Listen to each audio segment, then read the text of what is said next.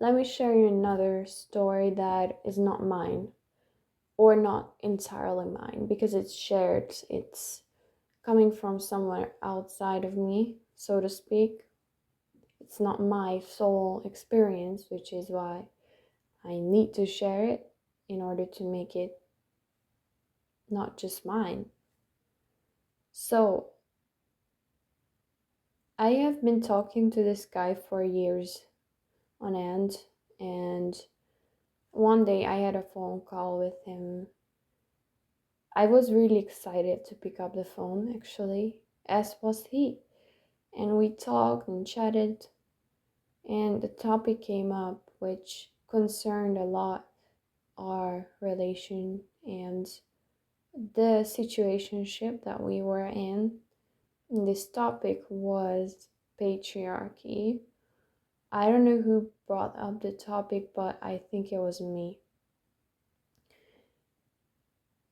And I mentioned to him how I value patriarchy because I believe that there is treasure in it for a woman.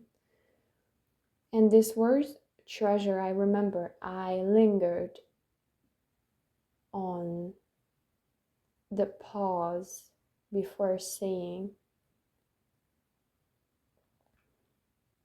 it, and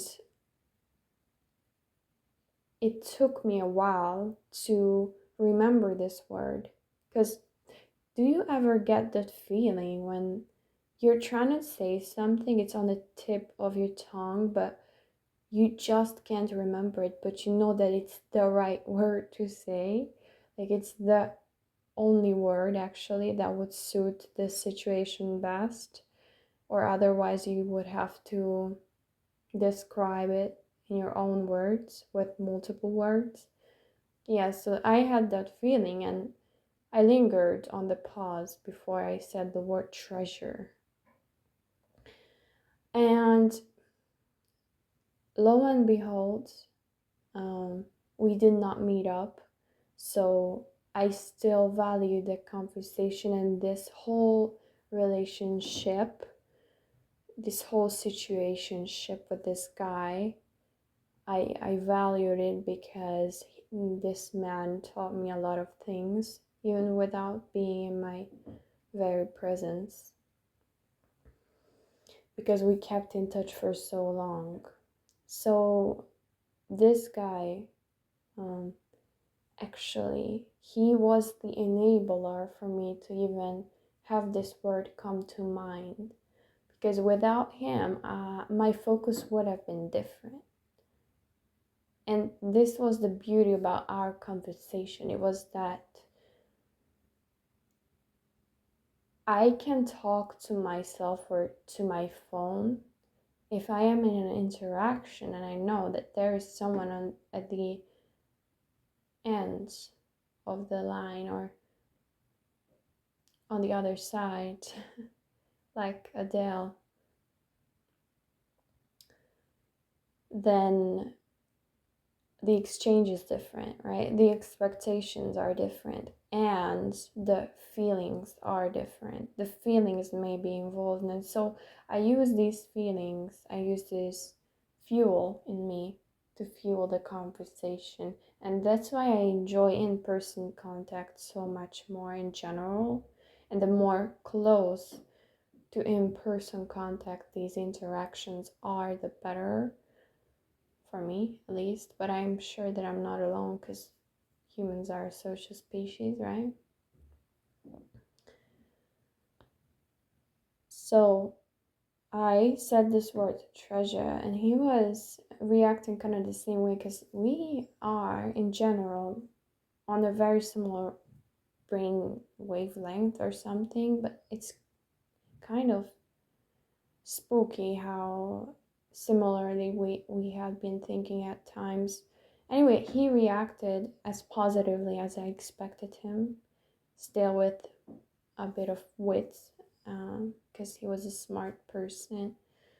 So I remember this as a sensation. I don't remember the words, but I remember what I said. And guess what happened after I started looking him up online because I missed him so much. Look, I had an anxious attachment style, which means that I was not feeling secure at the time, not at least in the relationship itself. I did not really feel contained to the degree that I would want would have wanted to stop myself from researching him, online. So I don't punish myself for that in retrospect, but I am aware that that's kind of a creepy behavior in general, because the relationship may go in the direction where the man leads it, right? And I'm the woman in the relationship, so I don't need to lead it. But I just was so curious to find out more about this man, especially his work, because his work touched me and his work interested me. And I think that's partly why he started becoming interested in me, because I had a natural interest in his field without me even being in his field, right? Like not making a living the way he did. So I looked up what he did and I found this article with him, an interview actually. And this interview involved a section of answer, which I will quote here. It's so interesting. Look at this. Listen, okay? Just listen. So it goes like this. The question was something along the lines of, what's your number one key takeaway? And the answer was treasure. Blah, blah, blah. It's a very short answer, but the point is that